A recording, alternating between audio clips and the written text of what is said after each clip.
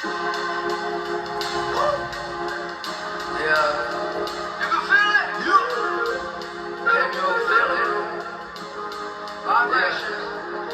I went sleep, faded, and I woke up invisible. Keep the ingredients, but I got the kitchen full. Thoughts are cynical, actions unpredictable. Supermodel bitches hold auditions in my swimming pool. This feeling pretty invincible. Pray this life reciprocal, and I'ma come back an eagle. All right, welcome back to another edition of Music Monday from the podcast Nurture the Mind. I am your host, Cole Poots. And it's a weird video. It's not a music reaction. Well, in some ways it kind of is. I'm not going to listen to music in this video, in this podcast. I've already gone through this album 3 times. More so what I want to do is I just want to have a conversation about the album that was dropped on the 17th, literally 2 days ago, because today is the 19th. It is Balloonerism, and it is by Mac Miller. I want to talk about this album. I'm going to give my thoughts. I wanted to make sure that I didn't just do one listen and then talk about it. I wanted to listen to it a few times. I wanted the ideas to simmer and marinate, and then I was going to talk about it. We're going to explore it. Just some of the thoughts that I've had so far. And I hope that everybody that ends up watching this video can chime in, can also discuss with me if there's things that I missed that you guys picked up on. We're really just meant to, do this to have some type of dialogue. That's what I'm trying to accomplish. So it's not really a music reaction, although in some ways it kind of is, because I've listened to this album 3 times and now I'm talking about it. But we're not doing any first reactions for any songs off of the album or for the entirety of the album. We're just going to talk about it. So yes, Balloonerism by Mac fucking Miller. So first off, let's just say that his estate, his family, has done a phenomenal job in doing these posthumous albums and how they get rolled out and how they get released. I've talked about it on the channel before. I think of artists like XXXTentacion, a little bit of Juice WRLD. Anytime an artist passes away, you have to wonder if there's a posthumous album that gets released for that artist afterwards. You're like, are they doing it to just get some money in their pockets? Are they trying to do a cash grab of sorts? I have never felt that way with Mac Miller's family. I don't think in right consciousness they can ever do something like that. I think more so what they're trying to do is they're trying to honor his legacy. So, he passes away in 2018, and then in 2020 we get Circles, because swimming, Circles, it was supposed to be this companion piece. They were supposed to feast off of one another, and Circles was essentially done by the time that swimming was dropped. There was a few other things that had to happen on the album, some final mixing, stuff like that, and that's where John Bryan came in, finished it up, and we got that in 2020. And then we've had, Faces fully come out, so it's, not as just a mixtape. His family released that as pretty much a full-length album, and I think there was an extra song that came out with that, or maybe 2 extra songs that we didn't get on the project back in 2014 when it was released. Then you had some extra tracks, or was it just 1 track from Watching Movies with the Sound Off? His family has been quite active and, putting some older stuff out and just projects in general. And now we get Balloonerism, which supposedly was created in between Watching Movies with the Sound Off and Faces. It was somewhere in the middle.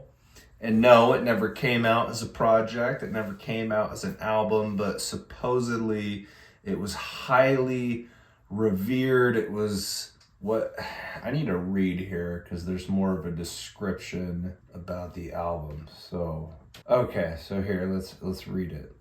Many of Malcolm's fans are aware of Balloonerism, a full-length album that Malcolm created around the time of the release of Faces in 2014. It is a project that was of great importance to Malcolm, to the extent that he commissioned artwork for it, and discussions concerning when it should be released were had regularly.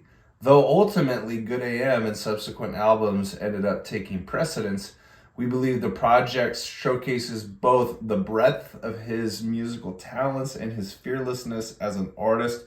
Given that unofficial versions of the album have circulated online for years and that releasing Balloonerism was something Malcolm frequently expressed was important to him, we felt it most appropriate to present an official version of the project to the world.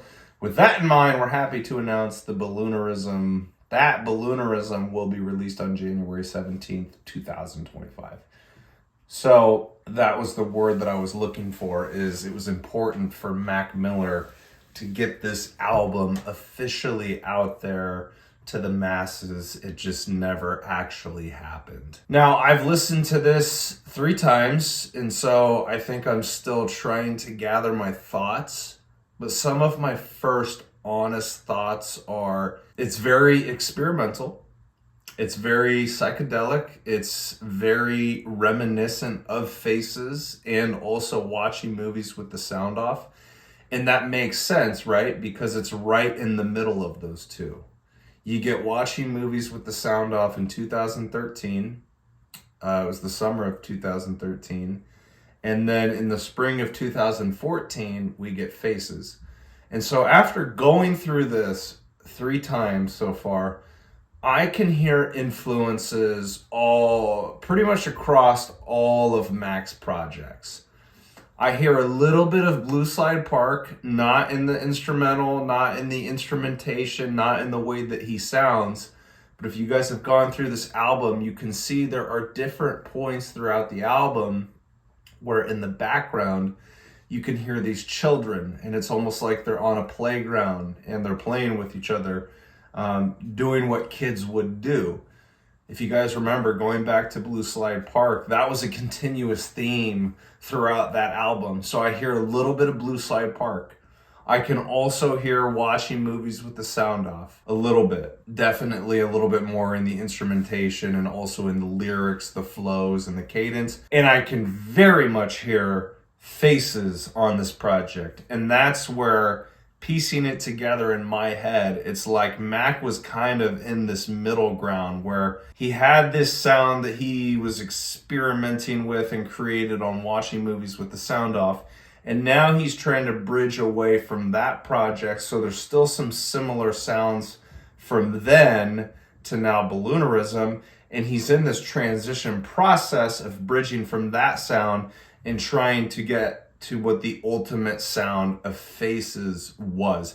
If that made any fucking sense, is I feel like he was just somewhere in the middle going through this transition, trying to find this new elevated sound. And when we've lived with Faces for a long time now, and now that we're getting Balloonerism, it makes sense to me what he was trying to explore, where he was trying to get to. Other things that I notice on this album is I don't really hear a lot of Good AM on this project. I don't hear the Divine Feminine. I don't hear Swimming in this project. There's a moment on this album where I can kind of hear something that he did on Circles. So I forget the exact song on this album, and that's why I have the track list up. I have the lyrics up. We're going to try and go find the song that I'm talking about. There's a song on this album, and in the lyrics, there's a part where I think he says ocean, but the way that he says ocean is kind of extended. So he's like, ocean. He really draws out the entire word, the entire lyric. And it reminds me of the song Hands on Circles, where he's kind of doing that same thing. He's like, fly around. I'm going to totally butcher the lyrics, but you guys know what I'm talking about. On that specific song, He's like, fly around on no ground. And I think he does that a few times throughout that song. Anyways, I'm going to try and figure out the song that I'm trying to reference here. Oh, I think it's Friendly Hallucinations. So, can you hear the whispers of an innocent, ignorant child in the ocean get to swimming or drown? Now, for the video purposes, I'm going to play a snippet of Friendly Hallucinations and let's see if that was the track that I was thinking of. Can you hear the whispers of an innocent, ignorant child in the ocean? Get to swimming or drown. How long has it been since you smiled? Girl, a little way. Did you guys miss it? In Let's the try it one more. ocean, get to swimming.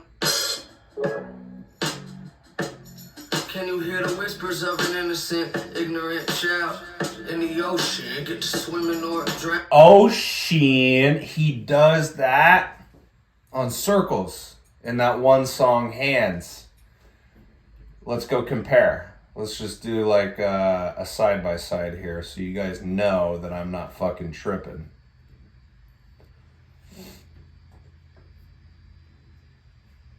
Okay, we go to Circles.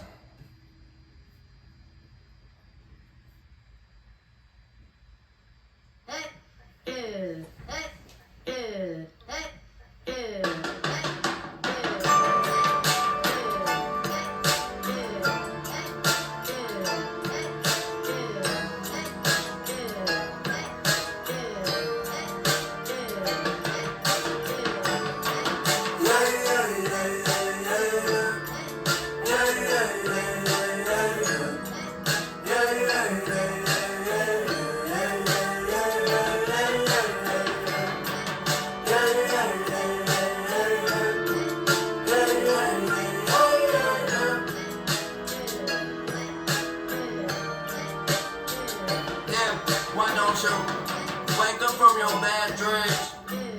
When's the last time you took a little time for yourself? There's no reason to be so down. Rather fly around like there's no ground. And I bet you. So he does it twice in Hands right there. He says down and then he says ground and he extends it. And so when I was listening to Friendly Hallucinations, I was like, now I'm thinking of all these years fast forward to when he was making Circles, at least on that song. It's not like he does that on every song on the album of Circles, but that specific song, he's doing that same thing. And so it's very interesting when you're listening to this album, I can hear a lot of his albums inside of this album. It's almost like this entire culmination of everything that he's ever created outside of, like I said, I don't really hear Good AM on this album. I don't hear Divine Feminine, because when he came out with Divine Feminine, that was a completely different sound. And I don't hear Swimming on this project. So far, after going through it 3 times, I think some of my favorite tracks are DJ's Chord Organ featuring SZA. I would say Do You Have a Destination is probably my favorite track on the album. That is a very spiritual experience when you're listening to that track. $5 Pony Rides, I wasn't really keen on it when it came out as the lead single. The more and more that I've listened to it, it's grown on me a little bit. Like, I can see that it's definitely catchy in some areas. Friendly Hallucinations, I think that one is also pretty catchy. Mrs. Deborah Downer, that's one that I don't really remember a whole lot about. Stoned, I think it's almost like he has some type of guitar sample that's going on in the background as the instrumental. That's probably my favorite part of that track. Shangri-La is good. Funny Papers is probably up there as one of my favorites. Excelsior was okay. Transformations, Mannequins, Rick's Piano. As we get further down the track list, I kind of forget now what some of those tracks sounded like. But that's the thing, is you have to give it so many listens, before all of the sounds start to really become embedded in your headspace. But just some things that you notice throughout this album. I don't know if other people picked up on them. There's certain themes that kind of become reoccurring. So one thing that I noticed is I feel like throughout multiple tracks, he's talking about how life has gotten so serious. And he's basically asking this question of why have things gotten so serious? You know, it used to be that when you were a kid, you had this insane imagination. You would almost imagine just anything. Your imagination would run wild. And then, you know, when you're a kid, he's saying like, we didn't have these boxes. We didn't have these limitations. That's literally pretty much the whole premise of Excelsior. I don't even know if I'm saying that right. Elixir? Excelsior? I don't fucking know. But he says on that song, it's a nod to him being a kid. And he says at some point throughout that song, like, I used to want to be a wizard. Like, that was the only thing that I was concerned with. What has happened to the world? It's like we get older, we grow up, everything becomes so serious. And to some extent, that's what you have to do when you become an adult. But I think what Mac is saying as a theme in this project that comes up quite often is, yeah, you have to take things more seriously as an adult. You know, you have more expectations, you probably have more pressure on your shoulders, but we should never lose that childlike innocence that we had when we were a youth. Because really from that place comes a ton of creativity. And I don't think Mac ever lost that. I think that was probably one of the reasons why he was such a creative individual. And so you notice that coming up a lot throughout the project. Another thing that comes up a lot throughout the project and is very self-evident on Tomorrow We'll Never Know, which is the last song on the project, is he's obviously struggling with himself, the idea of death, what comes next after this life. He's struggling internally with all of these fucking questions. And Tomorrow We'll Never Know, it ends up being 12 minutes in length. And I think it's one of the most important tracks on the album, which makes sense then why it would be a closer. I'm gonna go pull up the lyrics here, just so I can reference back to some things. Okay, so in verse 1, do you fear that you'll have no control? You walk through this world with your head above water, shoes made of copper, just trying to float. The lake's frozen. Look down at yourself. What staring back doesn't please you. The man don't believe you. He sees through the lies that you tell. Cards in your hand, you're looking at nothing. You wonder when God will just listen and give you a break. And he says, see, living and dying are one and the same. So some important things inside of those lyrics.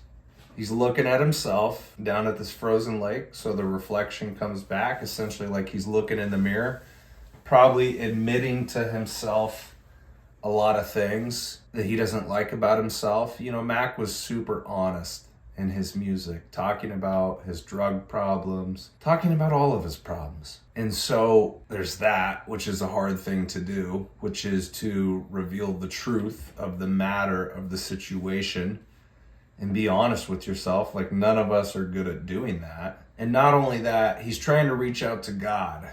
And he's saying, you wonder when God will just listen and give you a break. And he says, see, living and dying are one and the same. So Matt gets this answer from him. He gets this revelation. Living and dying are the same. But as this song goes on, and you hear it in the background, is that the phone is ringing. But the phone continues to ring. And throughout the song, nobody picks up the phone and answers. And the way that I interpret it, just listening to the song, looking at the lyrics, is like, I think in this sense, Mac is trying to portray that he's tried to reach out to God multiple times, multiple efforts, didn't give up, and Mac feels like he never got a response back. that God is not hearing him. He did get that one answer from God. See, living and dying are one and the same. But in terms of Mac's internal struggles, his mental struggles, depression, anxiety, his unhealthy relationship with drugs, he couldn't figure out how to quit. He couldn't figure out how to get out of his own way. And so that's what in the song is so powerful to me, is the ringing of the phone. He's trying to call God. He's trying to pray to God. He's sitting there day and night praying that things will change, that he'll get out of it. And at least in this song, the closing song to the album is like, God, I'm getting nothing back. I'm getting nothing back. And this song goes for almost 12 minutes. And pretty much throughout the entire time, you hear that in the background. And you hear the voice, your call has been forwarded to an automated, and then it stops. It's really, really haunting, man. And I know a lot of people say that about Mac's music, whether you were listening to it when he was still alive or if you're listening to it now after he's passed away. So many of his albums, so much of his music, it was like he was forecasting the future for us. He knew that if he could not figure out this thing with his drug issues, that ultimately it was probably going to kill him. Mac was such a self-aware person, which is, just crazy. Because you think if somebody's like really self-aware, it's like you understand that you have problems, you understand that you're fucked up or you're going through something. If you're self-aware, it's like, okay, I need to stop doing this. I need to get help. I need to reach out. But when it comes to drug addiction and things like that, I mean, obviously that's such a powerful thing to go through in your own mind. I've never experienced that, but I can imagine, like, I can't really hate on people that become drug addicts, whether it's like a genetic thing or, it's from their childhood. There's deep rooted issues in their own mind that leads them to go back to the drugs over and over and over again. And so it's just another project where Mac is just being super vulnerable, super honest. I could point back to a lot of songs where he's just being so open.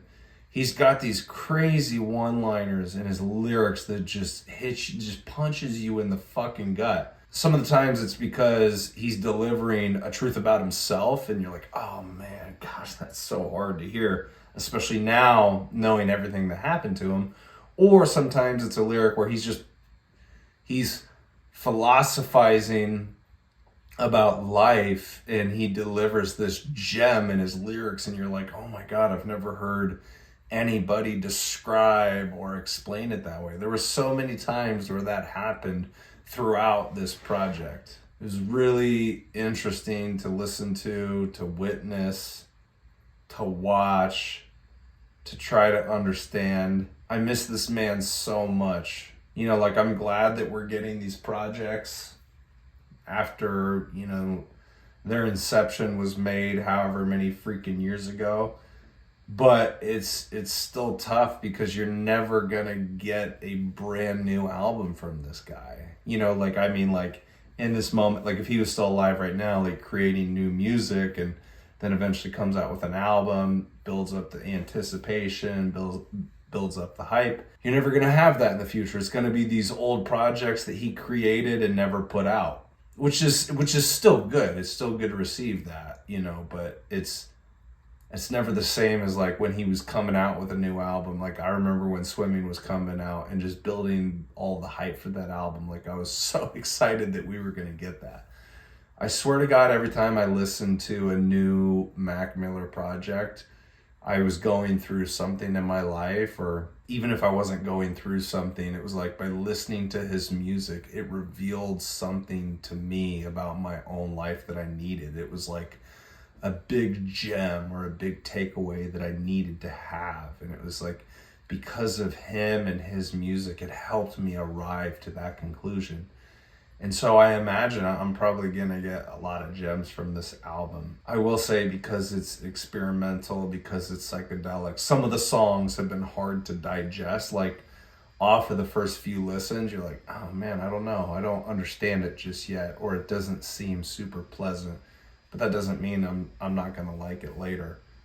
I will say though, there are some really, really good tracks off of this album so far. So yeah, those are my original thoughts. Listening to it 3 times allowed me to sit with it a little bit more than I usually would if I was only listening to it for one time and then I decided to talk about it. I don't think you're doing the music justice always when you do it that way, especially a whole album. Maybe a song is a little bit different because that's shorter, but when you're listening to an entire project, you really need time to just sit with it, to really try and understand it, to figure out all of the nuances. So I'm not sure. I'm sure there's many, many things that I missed in my analysis, and that's why I said this is a dialogue. I want to hear from you guys. I want to hear what you have to say. What are your insights? What are your revelations? What did you take away from it? I think it's a beautiful project. I think there's many, many beautiful sounds on here.